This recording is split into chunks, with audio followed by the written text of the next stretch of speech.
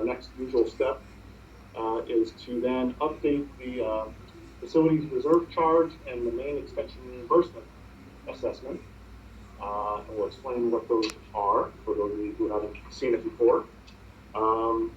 You've probably been updating this with the district every 2 years.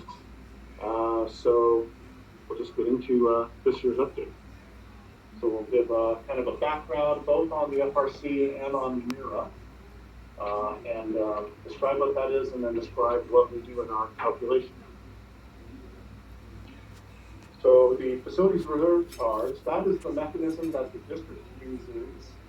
It's an approved PWWA, American Water Works Association mechanism for funding capital improvements to serve new development. So kind of, collect monies from the people who, and the development that is causing the required new capital expenses or the new capital improvements in order to supply them the water, whether it be through pipelines in many cases, or through treatment plant upgrades, or through storage. Those are new capital improvements, and it's associated with the growth. So it ensures that the growth is responsible for its fair share of capital improvements within the service area.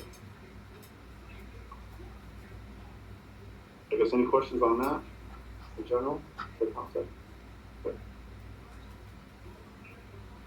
A little bit more history. So the district really held the FRC constant through from 2006, 2007, which is when CDMSmith at the end of the last facilities plan update helped update the FRC. It was held until 2011,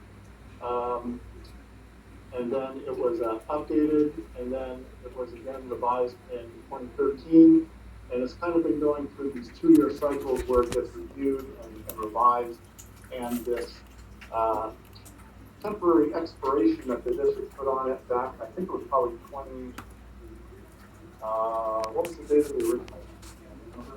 It was after 2013. One of the currently under is 2018 to 2020, the current one. Yeah. There's been something of a temporary, a partial adjustment put onto the FRC that has been set to expire in these 2-year increments. And right before the expiration, which would reset it back to the pre-2011 which we'll bring up what that fee was, resetting it, updating the fee schedule and resetting it allows the district to just be more flexible with what that rate is, and actually probably keep the rate slightly lower than it was back in 2011. But there's good, reason for justifying why that should be set that way.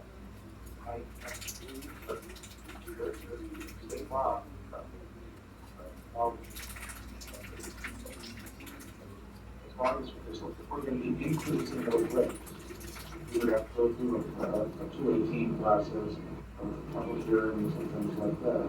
What we've been doing is we took the one that we had approved like 70 years ago, and since those analysis was that was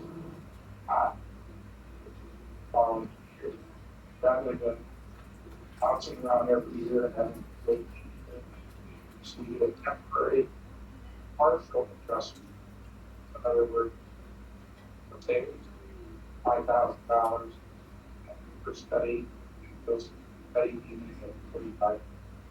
So you do a temporary adjustment, 35, and then in response to that 5,000,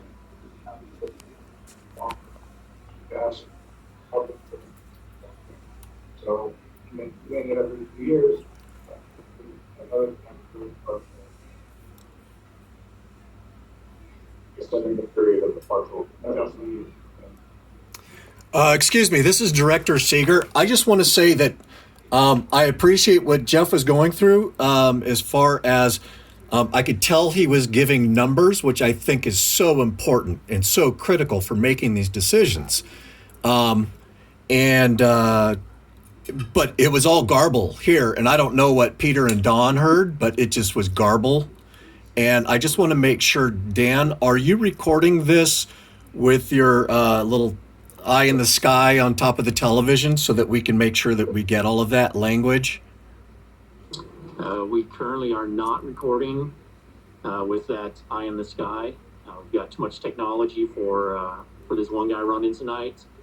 But I can reiterate what Jeff said. I'm sitting closer, and we don't have good speakers throughout this room. But the fee has been under a temporary reduction since about around sometime post 2011. That the fees, he threw out an arbitrary number. He said if the fees in the 2011 study said have it at $5,000, but then the next fee study the bill did said, well, the fee should be $4,000. As long as we're under what was adopted with what we're charging, we don't need to go through another Prop 218. That's essentially what we've been operating under for the last 8-ish years. I should read what's up there. It's, so it was suspended in 2011. So, 2011 was the first year that we evaluated the FRC before deciding to go with this temporary reduction rather than go through the rate requirement. Yeah, because as we were lower, and over time we did have to come up a little bit each year. It allowed us that threshold of, as long as you don't exceed the original amount that was adopted, then you go through a 218. I think if we just hang in there a minute, Bill's gonna kind of jump right to the crux of where we're at now. Okay, well, just briefly, for the record, I know that's what happened because I brought it up as a point several times during meetings on the record in the past. And I just think it's so critical that the numbers match the actual what's going on as far as expenditures and receipts. Okay, thank you. Yes. I'll get into the gory details momentarily. So to jump to the conclusion, so here we are showing the history of what the FRC has been, showing all the incremental changes, 2018 is shown there, and then the calculation that we came up with in 2020 is on the bottom line, shown in the proof. We're showing that we can break up the different areas of the district, just due to the area that is currently park service area, mainly Western Jersey Island Road, and has probably East Mountain future capital related improvement for growth associated with that area. We then have East Jersey Island Road, which has a majority of the future growth related to that area, as well as Bethel Island, always kept up for separate in case something is happening with the Bethel Island related improvements that are now up. We kind of have those four main areas that we track and divide this FRC charge based on. So as you can see, the Western Jersey Island Road and Eastern Jersey Island Road are going to be less than 11.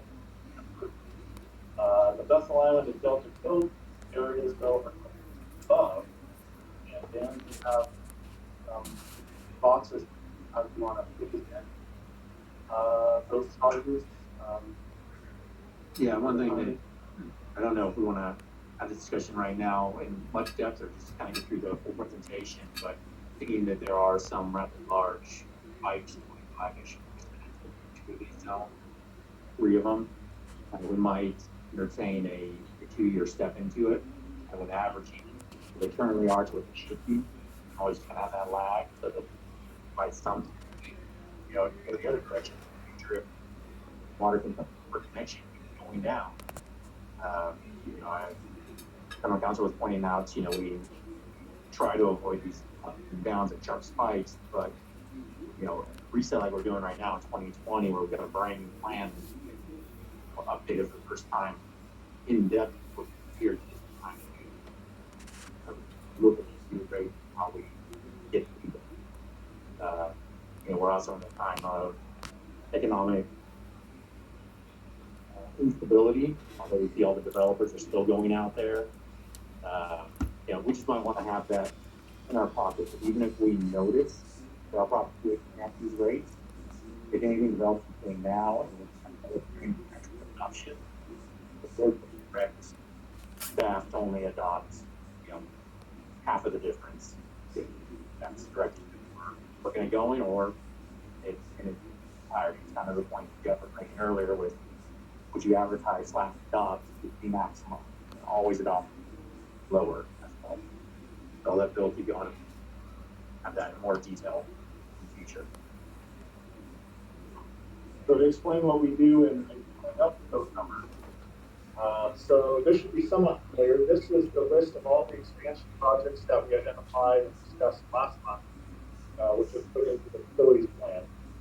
We have all the different area-wide or the system-wide projects and their total. We have the Eastern Jersey Island Road projects. We have just one project which actually was a different category. I think we're one of the system-wide items, but not have discussed that. Really, the Bethel Island Road mainly serves Bethel Island Road.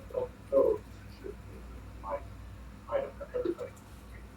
Primarily, there's benefit of customers on that side. Which keep that. And that again, pretty much compare with I think that one change of what we're showing in the total. And the same total. We then kind of shift directions and we look at what would be the number or what's happening on the supply side as far as the changes that are happening and the amount of growth that's still left or available and that the district is planning for in its water supply. This again comes from information that was already in the facility plan. And there will be in the packet that we distribute to the board for the next meeting or for the future meeting, there's more slides that kind of take you through some of the intermediate stuff. This was kind of a short version. We then also look at the customer build-out demands, kind of setting the basis for the map that ensues. And we use a term called equivalent meter. Equivalent meter really means how many single-family dwellings could you serve from some of your larger customer uses or from larger meter hookups.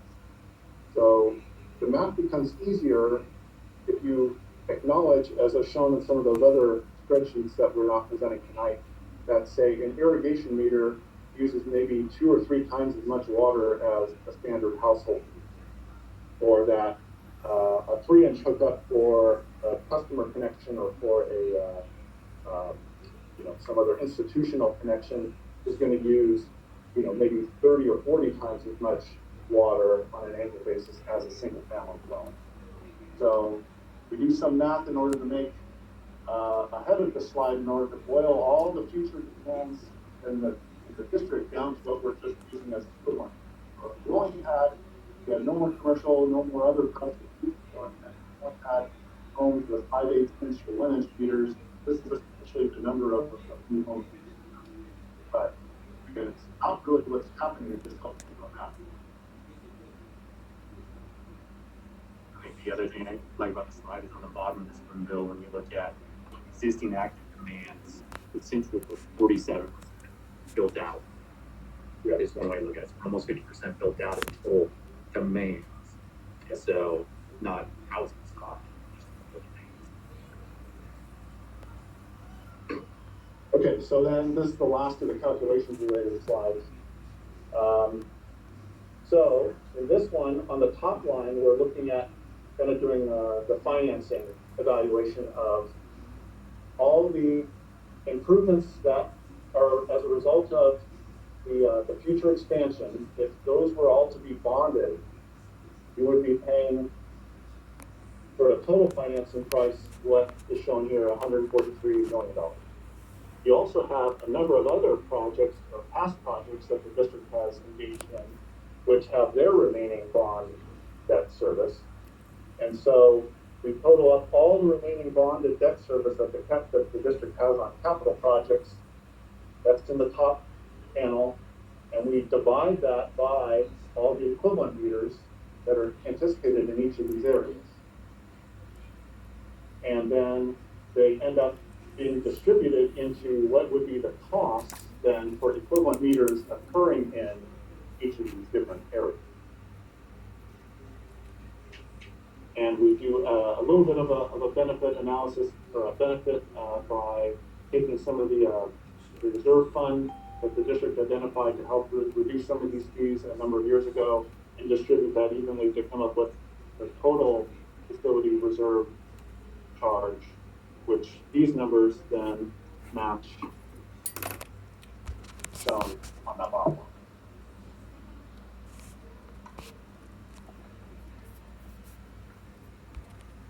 Everybody got it?